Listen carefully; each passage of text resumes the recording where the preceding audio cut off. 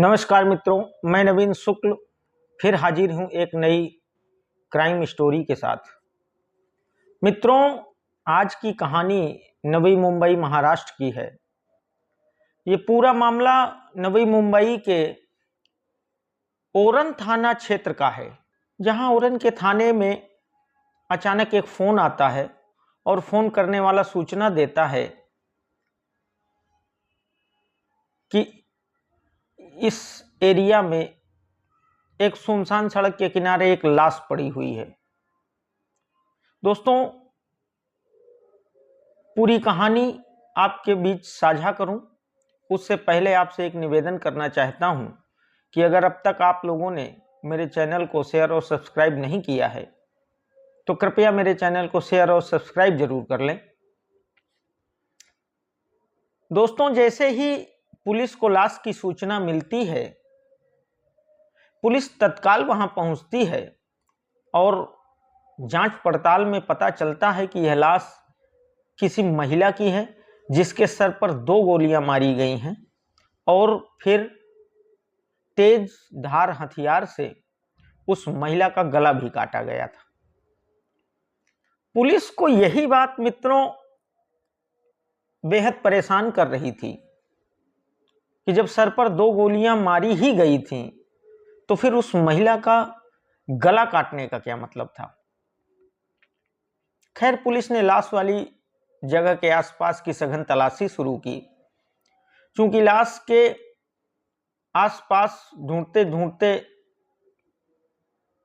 लाश से कुछ दूरी पर पुलिस को एक चश्मा केस मिला,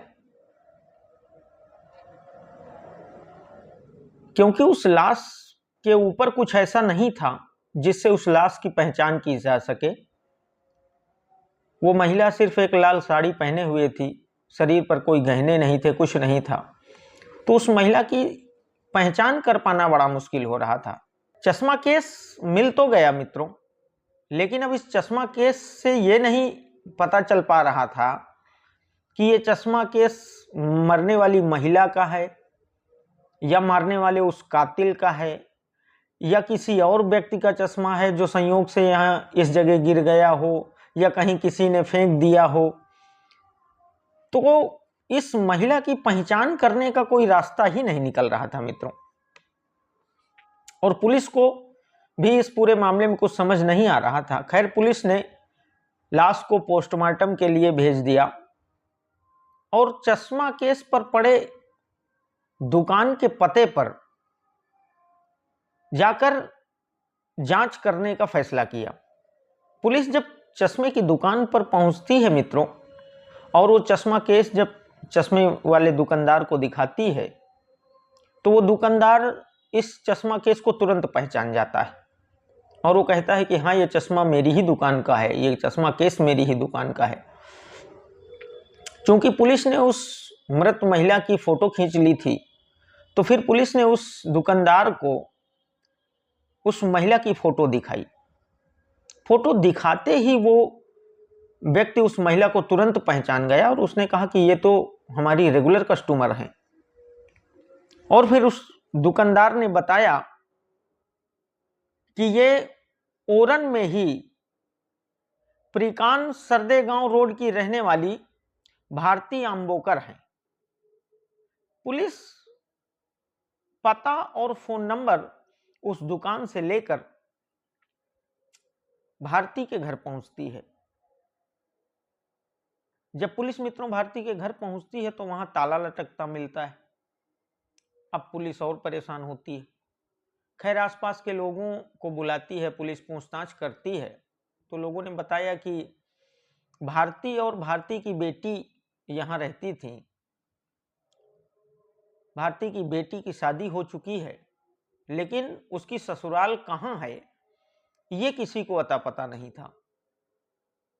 अब मित्रों, पुलिस और प्रयास करती है और कुछ एक रिश्तेदारों का पता करती है, कुछ करीबियों का पता करती है, और जब उनसे पूछताछ करती है तो वो लोग भी यही बताते हैं कि उनकी बेटी की ससुराल कहां है ये तो उन्हें जानकारी नहीं है। लेकिन भारती जब 10 जुलाई को घर से निकल रही थी तो उन्होंने ये बताया था कुछ लोगों को कि वो अपनी बेटी और दामाद के घर जा रही हैं। अब इससे भी पुलिस को कोई पुख्ता सबूत नहीं मिल रहा था, कुछ पता नहीं चल पा रहा था। खैर, जो नंबर उस दुकानदार से भारती का मिला था, पुलिस ने उस नंबर को सर्विलांस में लगवाया और उसकी कॉल डिटेल खंगालनी शुरू की। मित्रों, उस फोन की कॉल डिटेल खंगालते खंगालते एक नंबर मिला, जिस नंबर से 10 जुलाई को 3-4 बार भारती के फोन पर फोन आया था। अब पुलिस ने इस नंबर को ट्रेस करना शुरू किया तो पता चला कि ये नंबर भारती के दामाद मयूरेश अजीत गंभीर का है। जैसे ही पुलिस को यह बात पता चली तो इकट्ठे तो किसी पे शक करना उचित भी नहीं था। भाई, वो दामाद था, किस लिए फोन कर रहा था? आने के लिए पूछ रहा था या लेने के लिए पूछ रहा था? क्यों फोन कर रहा था? कुछ भी हो सकता है, दामाद है वो। खैर, पुलिस ने मयूरेश को थाने बुलाया पूछताछ के लिए। तो मयूरेश बिना किसी हिचक के थाने पहुंच गया और पुलिस ने पूछताछ शुरू की तो मयूरेश रोने लगा और मयूरेश लगातार जो है पुलिस को इधर उधर घुमाने की कोशिश कर रहा था।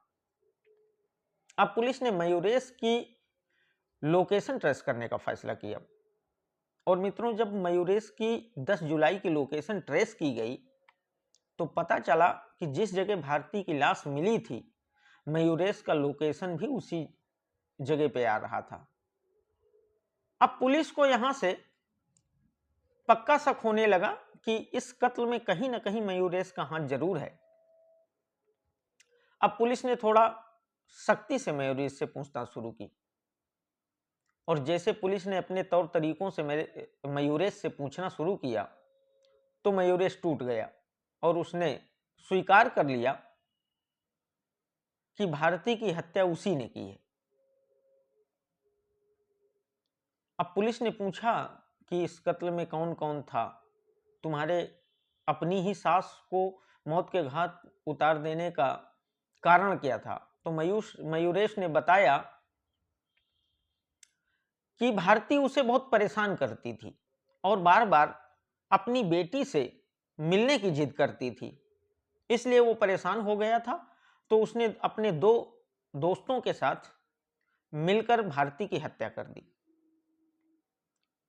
खैर, पुलिस ने मयूरेश की निशानदेही पर उन दोनों मयूरेश के दोस्तों को भी गिरफ्तार कर लिया और इन सबको जेल भेजने की तैयारी करने लगी, क्योंकि पुलिस को लगा कि अच्छा खासा बिना किसी मेहनत के ये केस सॉल्व हो गया और अब इनको जेल भेजकर इस केस से पल्ला झाड़ लिया जाएगा। लेकिन तभी पुलिस के दिमाग में एक बात आई कि मयूरेश कह रहा है कि वो अपनी सास का कत्ल सिर्फ इसलिए उसने कर दिया क्योंकि वो अपनी बेटी से मिलने की जिद कर रही थी। ये बात पुलिस को भी थोड़ा खटक रही थी, समझ में ही नहीं आ रही थी। इतनी छोटी सी बात के लिए कोई क्यों किसी का कत्ल कर देगा? और क्या गलत था अगर वो मां अपनी बेटी से मिलना चाहती थी? अब पुलिस ने दोबारा मयूरेश से और सख्ती से पूछताछ शुरू कर दी और पुलिस ने मयूरेश से पूछा कि जब तुम कह रहे हो कि और कोई दूसरा कारण ही नहीं था, सिर्फ भारती बार बार अपनी बेटी से मिलने की जिद कर रही थी इसलिए तुमने उसका कत्ल कर दिया, तो ये कत्ल का कौन सी वजह है? और तुम्हारी पत्नी कहाँ है? हमें उससे मिलवाओ, हमें उसका भी बयान दर्ज करना है। मयूरेश ये बात सुनकर बहुत तेज घबरा जाता है। खैर, पुलिस के दबाव में उसने सारी बातें खुलकर बताई। दरअसल मित्रों, मयूरेश आर्मी में नौकरी करता था और यह शुरू से ही क्रिमिनल माइंडेड था। मयूरेश ने आर्मी की नौकरी छोड़ दी थी और सन 2014 में एक शख्स का कत्ल कर दिया था। इस कत्ल के इल्जाम में यह पकड़ा गया और फिर कुछ दिन बाद लोअर कोर्ट से मयूरेश को आजीवन कारावास की सजा सुना दी गई। मित्रों, मुकदमे के दौरान ही जब यह मुकदमा चल रहा था, मयूरेश की मुलाकात भारती की बेटी प्रीति से हो जाती है और दोनों को आपस में प्यार हो जाता है। मित्रों, मयूरेश का केस चल रहा था, उसको हो सकता है जेल जाना पड़ता, तो उस समय मयूरेश के पास 9 लाख रुपया था। मयूरेश ने वो 9 लाख रुपया प्रीति को दे दिया और प्रीति से ऐसे किसी मंदिर में जाकर उसकी मांग भर दी। खैर, मयूरेश लोअर कोर्ट के फैसले को हाई कोर्ट में चैलेंज करता है और सबूतों के अभाव में बॉम्बे हाई कोर्ट मयूरेश को इस कत्ल से बरी कर देती है। मयूरेश जब जेल से वापस आता है तो प्रीति के साथ बड़ी धूमधाम से शादी रचाता है और दोनों बहुत आराम से रहने लगते हैं। कुछ दिन तक यह सारा सिलसिला चलता है, दोनों बहुत अच्छे से रहते हैं, लेकिन फिर अचानक एक दिन मयूरेश को याद आता है कि उसने 9 लाख रुपया प्रीति को दिया था और जब यह बात याद आती है तो उसने प्रीति से वो पैसे वापस मांगे। जब मयूरेश ने प्रीति से वो पैसे वापस मांगे तो प्रीति ने कहा कि वो पैसे तो खत्म हो गए हैं, मैंने कहीं लगा दिए हैं, खर्च कर दिए हैं। इस बात से मयूरेश को बहुत गुस्सा आई और मयूरेश ने कई बार प्रीति से वो 9 लाख रुपए मांगे, लेकिन प्रीति ने कभी वो 9 लाख रुपए मयूरेश को वापस नहीं किए। इसी बात को लेकर मयूरेश और प्रीति में काफी झगड़ा होने लगा। मित्रों, अगस्त 2022 में इन्हीं पैसों को लेकर मयूरेश और प्रीति के बीच एक बहुत बड़ा झगड़ा हुआ और उसी झगड़े के बाद मयूरेश ने तय कर लिया कि वो प्रीति को मार देगा। मयूरेश ने एक प्लान बनाया मित्रों और प्रीति को घुमाने के बहाने अलीबाग लेकर गया और अलीबाग के एक होटल में उसने कमरा लिया और उसी कमरे में प्रीति की गला घोंटकर हत्या कर दी और बाद में अपनी गाड़ी में प्रीति की लाश रखी और अलीबाग की एक पहाड़ी से प्रीति की लाश को नीचे फेंक दिया। क्योंकि प्रीति के मां भारती के अलावा कोई था ही नहीं, न उसका जानने वाला, न कोई रिश्तेदार, न कोई दूसरा, तो ना किसी ने कुछ पता किया, ना किसी को कुछ पता चला और ये मयूरेश वापस आकर अपनी आराम से जिंदगी जीने लगा। इधर भारती की जब बातचीत होती थी प्रीति से इस पूरे मामले के पहले, तो प्रीति ने भारती को बताया था कि वो प्रेग्नेंट है। अब इस पूरे मामले के बाद जब भारती ने प्रीति का फोन लगाया तो प्रीति का फोन बंद आ रहा था। उसने कई बार प्रीति को फोन में ट्राई किया, लेकिन जब प्रीति से बात नहीं हो पाई तो उसने मयूरेश को फोन लगाया। जब मयूरेश को फोन लगाया तो उसने कहा कि मेरी बेटी प्रेग्नेंट है, उसका ख्याल रखने की जरूरत है, या तो उसे मेरे घर भेज दो या मैं आ जाती हूं उसका ख्याल रखने के लिए। लेकिन मयूरेश बार बार कोई ना कोई बहाना, कोई ना कोई मेरे रिश्तेदार आ गए हैं उसका ख्याल रखने के लिए, या मैं बाहर हूं, या मैं घूमने गया हूं, कोई ना कोई बहाना बनाकर मयूरेश भारती को टालता रहा। अब मित्रों, अगस्त 2022 से जुलाई 2023 आ गई, लेकिन भारती की उसकी बेटी से न तो कोई बात हो सकी और ना ही मुलाकात। अब भारती को मयूरेश पर थोड़ा थोड़ा शक होने लगा। तो उसने एक दिन मयूरेश को फोन पर धमकाया कि अब अगर तुम मुझे मेरी बेटी से नहीं मिलवाते हो तो मैं सीधे पुलिस के पास जाऊंगी और ये सारा मैटर पुलिस में दर्ज करवाऊंगी तुम्हारे खिलाफ। यह सुनकर मित्रों मयूरेश काफी डर गया। उसे लगा कि अगर भारती पुलिस के पास चली गई तो उसका पूरा का पूरा भांडा फूट जाएगा। इसके बाद मयूरेश ने मित्रों अपनी सास को भी अपने रास्ते से हटाने का फैसला कर लिया